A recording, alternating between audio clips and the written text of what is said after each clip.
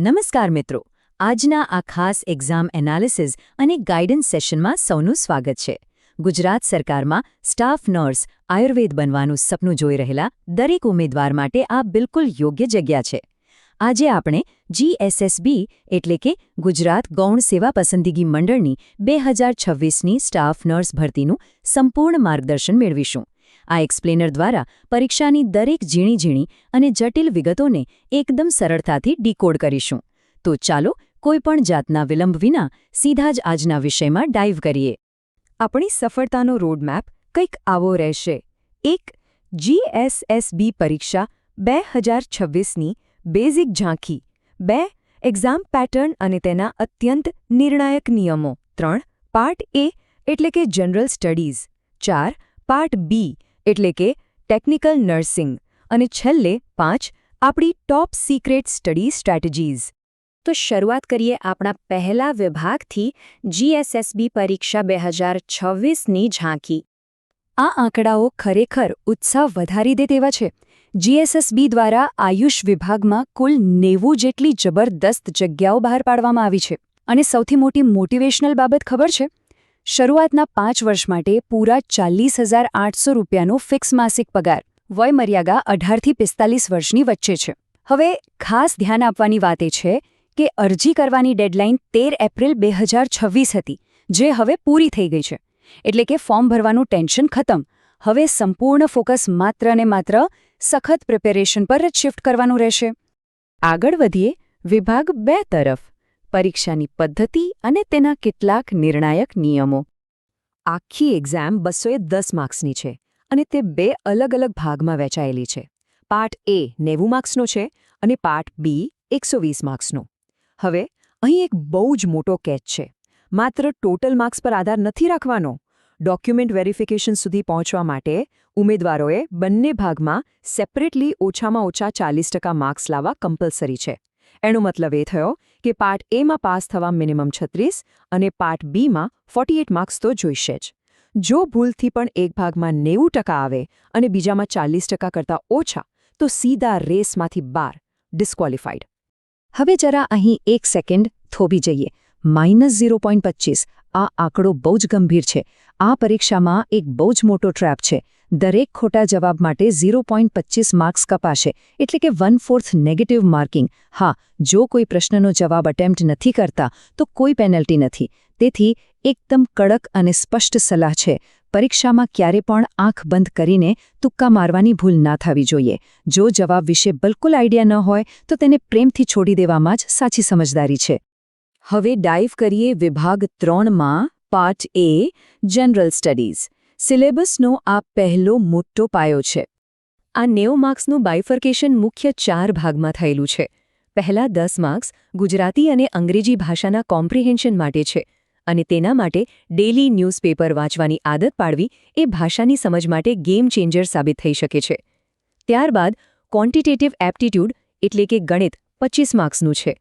Reasoning પણ 25 માર્ક્સનું છે, અને અહીં સ્પીડ એ જ સાચો કિંગ છે. અને છેલ્લો સૌથી મોટો હિસ્સો છે જનરલ નોલેજ અને કરંટ અફેર્સનો, જે આખા 30 માર્ક્સ કવર કરે છે.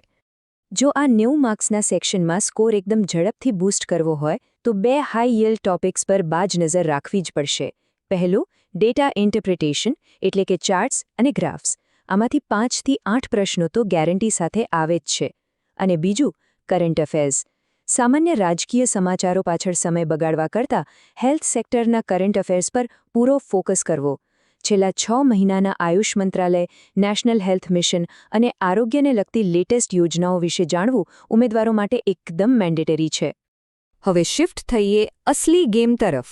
વિભાગ 4, પાર્ટ B ટેકનિકલ નર્સિંગ. આ 120 માર્ક્સનો વિભાગ ખરેખર પ્રોફેશનલ નોલેજની કસોટી કરશે. અહીં આયુર્વેદના ફંડામેન્ટલ્સ અને એનાટોમીની વાત છે.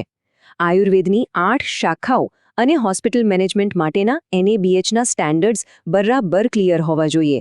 શરીર રચનામાં પંચમહાભૂત સિદ્ધાંત અને ત્રિદોષ થિયરી એટલે કે વાત, પિત્ત અને કફ, આ બધું માત્ર ઘોખણપટ્ટીથી નહીં ચાલે. આના મૂળ કન્સેપ્ટને એકદમ ડીપલી સમજવો જ પડશે. તો જ એક્ઝામમાં સાચા જવાબો ટીક કરી શકાશે. ફાર્માકોલોજી અને ઓબ્સ્ટેટ્રિક્સના આ ભાગમાં અશ્વગંધા અને ત્રિફળા જેવી ઔષધિઓના ગુણો અને તેને શુદ્ધ કરવાની શોધન અને મારણ પ્રક્રિયાઓ જાણવી પડશે. અહીં એક મોટું એલર્ટ છે. પરીક્ષામાં ઔષધિઓના લેટિન નામો પૂછીને જબરદસ્ત કન્ફ્યુઝન ઊભું કરવામાં આવશે. માટે દરેક ઔષધિના સામાન્ય, ગુજરાતી અને લેટિન ત્રણેય નામો મગજમાં ફિટ કરી લેવા.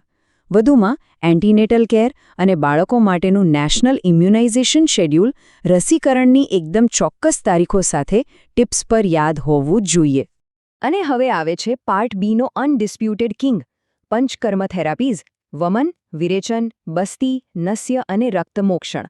આ દરેક થેરાપી ક્યારે અપાય છે, તેની પ્રોસિજર શું છે અને ક્યારે તે બિલકુલ ન આપવી જોઈએ, એટલે કે તેના કોન્ટ્રા ઇન્ડિકેશન્સ શું છે, આ બધું જ જાણવું નોન નેગોશિયેબલ છે. આ વિષય સાથે કોઈ જ બાંધછોડ નહીં ચાલે, કારણ કે ફાઇનલ મેરિટ આના પર જ ડિસાઇડ થવાનું છે. કોમ્યુનિટી હેલ્થ પણ સ્કોરને બૂસ્ટ કરવામાં પાછળ નથી. National health mission, Ayushman Bharat એટલે કે PMJ, primary health care structure અને સેનિટેશન જેવા વિષયો અહીં મેદાનમાં આવે છે. અહીં એક સિક્રેટ શેર કરવાનું મન થાય છે. છેલ્લા 2 જ વર્ષની સરકારી આરોગ્ય યોજનાઓનો સઘન અભ્યાસ કરી લેવામાં આવે તો તે મેરિટ લિસ્ટમાં સીધો જ મોટો જમ્પ લગાવી શકે છે. તો સિલેબસ સમજી લીધો. હવે જઈએ આપણા અંતિમ હથિયાર તરફ. વિભાગ 5, ટોપ સ્ટડી સ્ટ્રેટેજીઝ.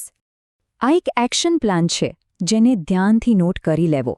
સ્ટેપ 1, હંમેશા પાર્ટ બીને પ્રાયોરિટી આપો, કારણ કે તે સીધો 120 માર્ક્સનો છે. સ્ટેપ 2, 120થી વધુ ઔષધિઓ યાદ રાખવા માટે સ્માર્ટ ફ્લેશ કાર્ડ સિસ્ટમ બનાવો. કાર્ડની એક બાજુ લેટિન નામ અને બીજી બાજુ તેનો ઉપયોગ. સ્ટેપ 3, 60%નો ગોલ્ડન રૂલ. જો કોઈ જવાબ માટે 60% કે તેથી વધુ ખાતરી હોય તો જ અટેમ્પ્ટ કરો. સ્ટેપ 4, જૂના પેપર્સ સોલ્વ કરો. એ સફળતાની સૌથી મોટી ચાવી છે. અને છેલ્લે સ્ટેપ 5, ડેલી માત્ર 15 મિનિટ માટે હેલ્થ સેક્ટરના ન્યૂઝ પર નજર નાખો. તો મિત્રો, આ હતું 2026ની આ શાનદાર સરકારી તક માટેનું કમ્પ્લીટ એક્ઝામ એનાલિસિસ. છેલ્લે માત્ર એક જ પાવરફુલ વિચાર મગજમાં રાખવાનો છે. હાર્ડવર્ક કરો, સ્માર્ટ સ્ટડી કરો અને આ ગવર્નમેન્ટ જોબ સિક્યોર કરો. સાચી દિશાની મહેનત ક્યારેય નિષ્ફળ જતી નથી. 90 જગ્યાઓમાંથી એક સીટ પર નામ લખાવવું જ છે.